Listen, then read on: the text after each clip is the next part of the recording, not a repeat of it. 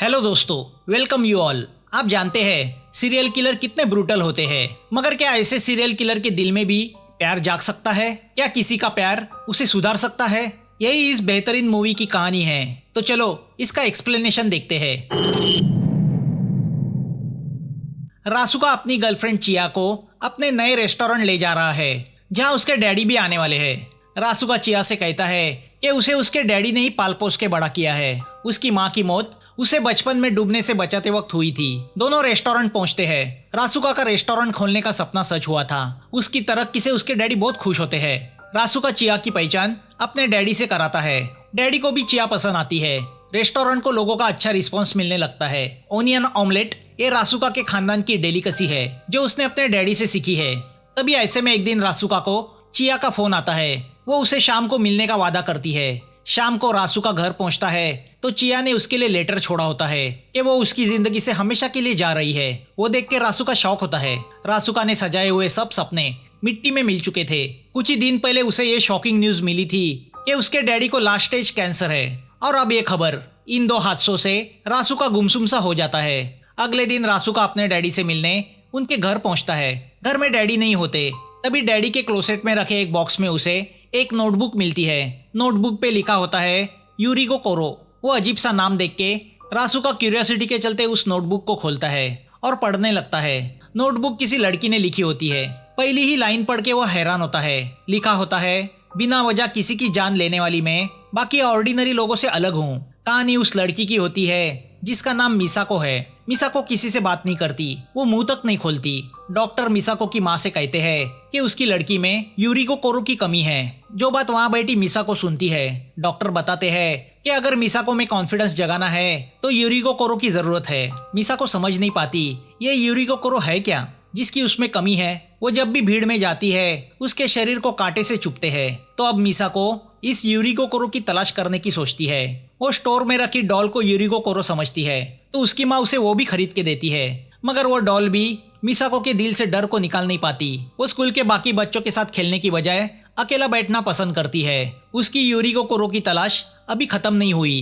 प्राणियों को मारने में उसे मजा आने लगता है। एक दिन अपने इसी खेल में मिसाको बिजी होती है कि उसकी एक सहेली उसके पास आती है। वो सहेली अपनी कैप ढूंढ रही है। मिसाको उसे उसकी कैप देती है। कैप में एक मेंढक होता है जो कैप खोलते ही उस लड़की पे जंप करता है, जिससे डर के वो लड़की पीछे पौंड में गिर जाती है। मिसाको उसे डूबते हुए देखती रह जाती है। उस लड़की को मारा हुआ देख जिंदगी में पहली बार मिसाको खुशी महसूस करती है। उसकी बाल बुद्धि यही समझ लेती है कि किसी की मौत से उसे मिलने वाली खुशी ही यूरिको कोरो है। दिन गुजरते हैं। अब मिसाको हाई स्कूल में जाने लगती है, मगर अभी भी वो किसी से बातें नहीं करती।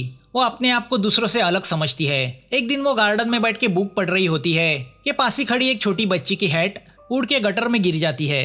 उसके साथ जो लड़का होता है वो हैट को गटर से निकालने की कोशिश करता है, मगर गटर पे लगे ढक्कन की वजह से वो हैट निकाल नहीं पाता। तो वो छोटी लड़की रोने लगती है। तभी पासी से गुजरता एक आदमी उनकी मदद करने आता है। वही खड़ी मिसाको ये सब देख रही है। अब वो आदमी उस हेवी ढक्कन को कैसे वैसे ऊपर उठाता है तो लड़का गटर में झुक के हैट निकालने लगता है। वो देख के मिसाको भी उस आदमी की मदद करने आती है। अब जैसे ही वो लड़का हैट पकड़ के उठने जाता है, मिसाको उस हेवी ढक्कन को नीचे पुश करती है। वो हेवी ढक्कन उस लड़के के सर पे गिर जाता है। लड़का वहीं पे मर जाता है। उसे मरा देख मिसाको फिर से खुशी महसूस करती है। हालांकि मिसाको जान गई है कि उसने बचपन में गलत वर्ड सुना था। वो यूरिको कोरो नहीं, यूरिडो कोरो है, जिसका साइंटिफिक मतलब है कंफर्ट फील करना। नोटबुक में लिखी बातें पढ़ के रासुका पसीना हो जाता है।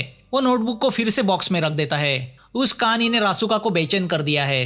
रासुका अपने डैडी के आखिरी दिनों में उनके साथ रहना चाहता है, मगर नया खोला हुआ रेस्टोरेंट उस जगह से काफी दूर है। डैडी कहते हैं कि चिया वापस लौटेगी तो वो अपना अकेलापन महसूस नहीं करेगा।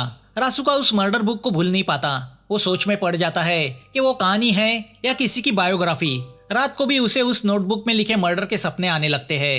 तभी अगले दिन उसके रेस्टोरेंट में एक औरत आती है जिसका नाम होशिन है। वो रासुका से कहती है कि वो चिया की दोस्त है।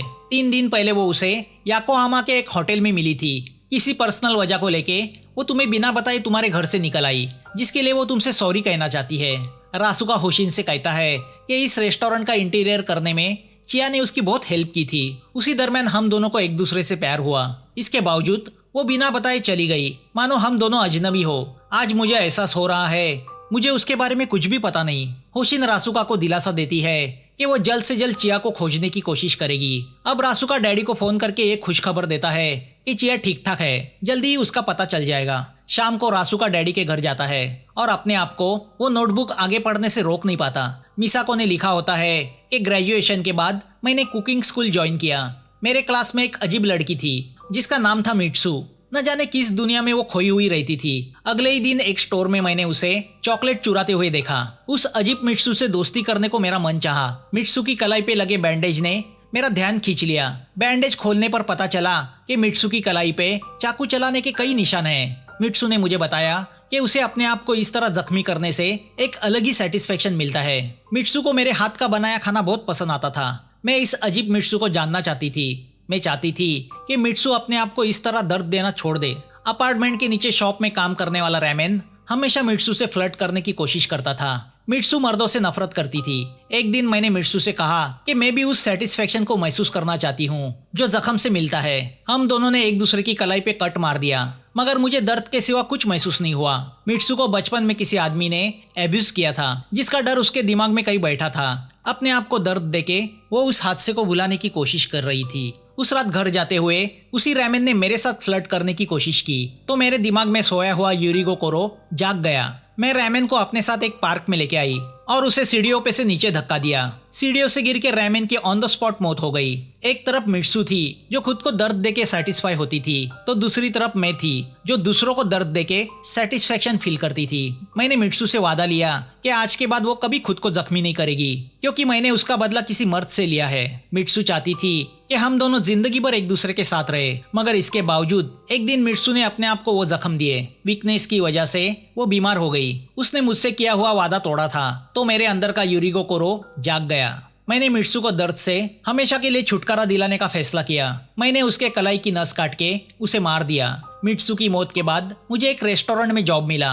मैंने सभी को मेरा नाम मिट्सू ही बताया। रेस्टोरेंट का चीफ शेफ नाकुरा मुझसे हमेशा नाराज रहता था, तो फूड सप्लाई करने वाला हाशमी मुझ पे डोरे डालता था। हमेशा मुझे डेट के लिए पूछा करता था। दोनों से तंग आके मैंने अगले ही साल उस जॉब को छोड़ दिया। गुजारे के लिए मैंने प्रोस्टिट्यूशन शुरू किया। मेरे लिए जिंदगी एक मांस का टुकड़ा थी जो हर वक्त कटने के लिए तैयार था। मेरे अंदर बसे यूरिगो कोरो को सेटिस्फाई करने का वो एक रास्ता भी था। रेस्टोरेंट की जॉब से ये जॉब आसान था। अब मैं खुद यूरिगो कोरो बन गई थी। एक शाम उसी शेफ नाकुरा ने मुझे देखा। मुझे वो सब करते देख वो भी शौक हुआ, मगर अगले ही पल उसके दिल में दबी आग जाग गई और उसने उसका फायदा उठाने का सोचा। उसने किसी को फोन किया, फिर वो मुझे उसी रेस्टोरेंट में लेके गया जहाँ वो कुकिंग के पार्ट दिया करता था, और उसने अपनी प्यास बुझाने की कोशिश की। आग तो मेरे भी दिल में लगी थी, मगर नफरत की। मैंने उसके सर पे बर्तन मार के उसे मार दिया। रासुका ये सब पढ़ रहा होता है कि तभी उसे उसके डैडी का फोन आता है कि वो रात को देरी से घर आएंगे। नोटबुक में लिखी बातें पढ़ के रासुका थरथराने लगता है, क्योंकि वो नोटबुक एक सीरियल किलर की बायोग्राफी है। रासुका क्लोसेट में वो बुक रख देता है। रात को वो डैडी के साथ खाना खाने बैठता है, मगर खाने में उसका मन नहीं लग रहा। उस बुक ने उसके दिमाग पे असर किया है। दूसरे दिन रासुका से मिलने होशिन आती है। वो रासुका से कहती है कि उसने चिया के कॉलेज से उसका एड्रेस हासिल किया और उसके घर चली गई, तो उसके पेरेंट्स से पता चला चिया ऑलरेडी मैरिड है। फोटो देख के रासुका शॉक होता है। होशिन बताती है कि चिया के हस्बैंड शियोमी का बिजनेस है। शादी के बाद चिया को पता चला कि उसका हस्बैंड दरअसल एक गैंगस्टर है। वो उस पे जुल्म करने लगा, तो वो घर से भागी और यहाँ तुमसे मिली। चिया के पेरेंट्स के ऊपर शियोमी का काफी कर्जा था, तो उसने चिया को धमकाना शुरू किया। अब वो वापस अपने हस्बैंड के पास चली गई है। होशिन बताती है कि शियोमी चिया से प्रोस्टिट्यूशन का काम भी कराता है। वो सुन के रासुका बड़बड़ाने लगता है कि मुझे उस आदमी को मारना होगा। होशिन उससे कहती है कि वो चिया का ख्याल अपने दिमाग से निकाल दे। मर्डर बुक पढ़ने का असर, ऊपर से चिया की बेबसी, इन सब का रासुका पे असर होने लगता है। अब वो नोटबुक को आगे पढ़ना चाहता है। रासुका को पता चलता है कि अगले दिन उसके डैडी घर पे नहीं है, तो वो उनके घर जाने का प्लान बनाता है। अगले दिन वो डैडी के घर पहुंचता है और उतावला होके नोटबुक निकाल के पढ़ने लगता है। मिसाको ने आगे लिखा होता है कि इतने मर्डर करने के बाद तो मुझे मौत की सजा ही होनी चाहिए। एक रात मैं ब्रिज के यहाँ बैठी थी, तो मेरी नजर पास ही बैठे एक आदमी पे गई। मैं उसे कस्टमर समझ के उसके पास गई। वो अपने ही ख्यालों में खोया था। उसे मुझ में कोई इंटरेस्ट नहीं था। मैंने उससे कहा मेरे पास पैसे नहीं है, तो उसने बिना कुछ कहे मुझे 5000 एन निकाल के दिए। फिर वो मुझे रेस्टोरेंट लेके गया और पेट भर के खाना खिलाया। उसे उसके 5000 के बदले मुझसे कुछ नहीं चाहिए था। मैंने पहला मर्द देखा जिसे औरत में कोई इंटरेस्ट नहीं। अगली रात को मैं फिर से ब्रिज पे उसके पास पहुंची। उसने फिर से मुझे रेस्टोरेंट ले जाके खाना खिलाया। रेस्टोरेंट से निकलने के बाद उसने मुझे 5000 येन दिए। मैंने लेने से इनकार किया। मुफ्त का पैसा मैं नहीं चाहती थी, तो वो मुझे अपने घर ले गया। मैं समझ गई आखिर में वो भी वही करेगा जो हर मर्द करता है। मगर वो मुझे पास बिठा के खुद सोफे पे सो गया। मुझे बस उसे कंपनी देनी थी। उसके दिल के अंदर कोई तो गहरा दुख छुपा हुआ था जो शायद वो किसी से शेयर करना चाहता था। मैं बस यही सोच रही थी कि कब मेरे दिमाग के अंदर सोया हुआ यूरिको कोरो जागेगा और मैं इस आदमी का भी मर्डर करूंगी। अगली बार जब वो मुझे रेस्टोरेंट ले गया तो मैंने उसे खाने के लिए फोर्स किया। उसे लग रहा था मैं किसी पाप के प्रायश्चित के लिए प्रोस्टिट्यूशन का काम कर रही हूँ, क्योंकि वो भी अपने किए हुए पाप का प्रायश्चित करना चाहता था। रात को मैंने उसे उसके पाप के बारे में पूछा। उसने कहा मैंने एक लड़के का मर्डर किया है। उसने उसकी वो कहानी मुझे सुनाई कि जब मैं कॉलेज में था तो एक 12 साल का लड़का गटर में पड़ी हैट निकालना चाहता था। मैंने गटर का ढक्कन ऊपर उठाया, मगर वो हेवी ढक्कन मैं ज्यादा देर उठा नहीं पाया। वो मुझसे छूट गया और उस लड़के के सर पे गिरा। वो लड़का वहीं पे मर गया। इस बात के लिए शायद मुझे मौत की सजा होती, मगर मैंने काफी पैसे खिला के केस को दबा दिया, जिसमें मुझे मेरा घर भी बेचना पड़ा जो मेरे पेरेंट्स मेरे लिए छोड़ गए थे। मैं स्कूल टीचर बनना चाहता था, मगर इस हादसे ने मेरा हौसला ही तोड़ दिया। हर वक्त उस लड़के की चीखें मेरे कानों में सुनाई पड़ती है। सोने के लिए मैं रोज थोड़ा पोटेशियम साइनाइड लेता हूँ। उसकी कहानी सुन के मैं शॉक हो गई, क्योंकि वो मैं ही थी जिसने उस दिन उस ढक्कन को प्रेस किया था। मेरे पापों की सजा वो भुगत रहा था। पहली बार मुझे अपने गुनाह का एहसास हुआ, तभी मुझे पता चला मैं प्रेग्नेंट हूँ। मैं ही नहीं जानती थी मेरे बच्चे का बाप कौन है। उसने मुझे एबॉर्शन करने की सलाह दी। मेरे पास उतने पैसे नहीं थे, तो उसने मुझे शादी के लिए प्रपोज किया। वो उस बच्चे को पाल पोस के बड़ा करना चाहता था, मगर मैं जानती थी मैं एक बुरी माँ साबित होंगी। उसे लगता था हमारे पापों का प्रायश्चित करने के लिए गॉड ने हमें बच्चा दिया है। वो मुझे अपने गांव के घर ले आया, जो सालों से खाली पड़ा था। घर के आसपास कॉकलेबर सीड्स के झाड़ थे। कुछ ही महीनों में मैंने एक बेटे को जन्म दिया। उसे देख के न जाने क्यों मुझे एक टेंशन सा आ गया। अपने ही दुखों में डूबा पिता और प्रोस्टिट्यूट माँ, क्या फ्यूचर होगा उस लड़के का। मगर उस बच्चे ने हमारी जिंदगी में बदलाव लाया। उसने मेरे शरीर में बसे यूरिको कोरो को मार दिया। मेरे पति को टीचर की जॉब मिल गई, जो वह हमेशा चाहता था। मेरे हाथ का बनाया खाना उसे उसकी माँ की याद दिलाता था, और एक रात उसने मुझसे संबंध बनाए, मानो उसने अपने पाप से छुटकारा पा लिया हो। उस दिन के बाद मैं भी गृहस्थी में बिजी हो गई। मैं बहुत खुश थी, और वही खुशी मुझे अनकंफर्टेबल फील कर रही थी। शायद मेरे शरीर में कई बसी यूरिको कोरो की भावना अभी जिंदा थी। देखते देखते हमारा लड़का 7 साल का हुआ। तभी ऐसे में एक दिन मेरे घर हाशमी आया, वही जो रेस्टोरेंट में सब्जी और मीट सप्लाई करता था। वो जान गया था मेरा नाम मिट्सू नहीं मिसाको है। उसे यकीन था कि नाकुरा का मर्डर मैंने किया है, क्योंकि उस रात मुझे ले जाने के पहले नाकुरा ने उसे ही फोन किया था। नाकुरा ने उसे मेरे बारे में बताया था। तो अब हाशमी भी मेरे इस राज का फायदा उठा के मुझसे संबंध बनाना चाहता था। रात को वो मुझे एक होटल ले गया। मेरे अंदर का यूरिको कोरो जाग गया था। अगले दिन पुलिस हमारे घर आई। हाशमी उस होटल रूम में साइनाइड खा के मरा हुआ पाया गया था।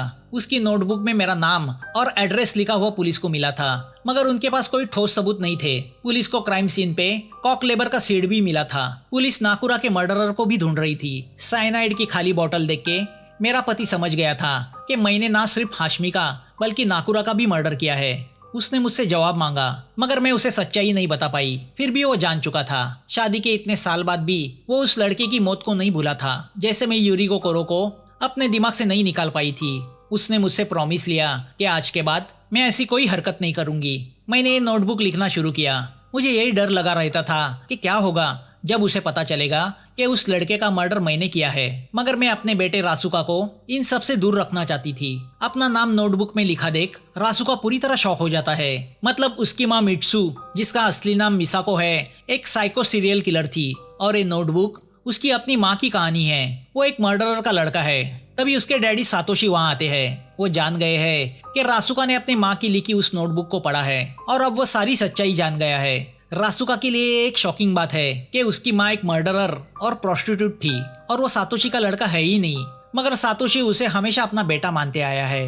वो रासुका से कहता है कि मैं और तुम्हारी माँ हमेशा तुमसे बहुत प्यार करते आए हैं। अपने पापों का कलंक हम पे ना लगे, इसलिए उस रात उसने नदी में डूब के सुसाइड की। रासुका सातोशी से कहता है कि शायद इसलिए मैं चिया के हस्बैंड शियोमी को मारना चाहता हूँ, क्योंकि मेरे अंदर एक सीरियल किलर का खून है। अब रासुका होशिन को फोन करके उससे कहता है कि वो किसी भी हालत में चिया का एड्रेस जानना चाहता है। रासुका अब फ्रस्ट्रेट हो चुका है।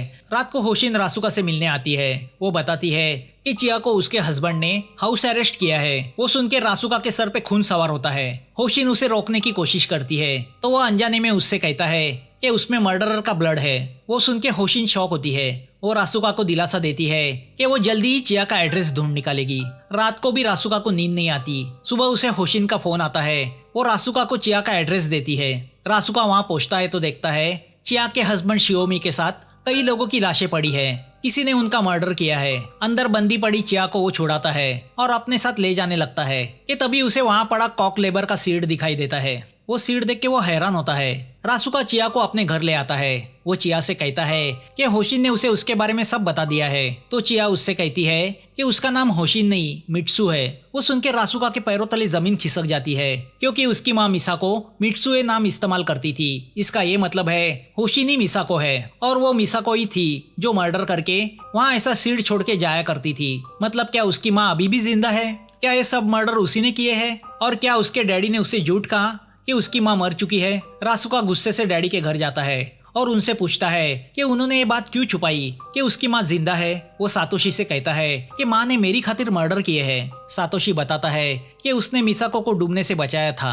जब वो हॉस्पिटल में थी तब उसने उसकी वो नोटबुक भी पढ़ी और ये जान के वो शॉक हुआ कि गटर का ढक्कन गिरा के उस लड़की को मिसाको ने मारा था, जिसे अपना पाप समझ के वो जिंदगी भर पछतावा करता रहा। उसमें मिसाको ने लिखा था कि उसी पाप की वजह से सातोशी ने मेरे जैसे एक प्रोस्टिट्यूट से शादी की और इसीलिए मैंने उसे मारने का अपना इरादा छोड़ दिया। अब अगर सातोशी की बाहों में मुझे मौत मिलेगी तो मेरे सब पाप धुल जाएंगे। सातोशी बताता है कि वो पढ़ के मैं बहुत डिस्टर्ब हुआ।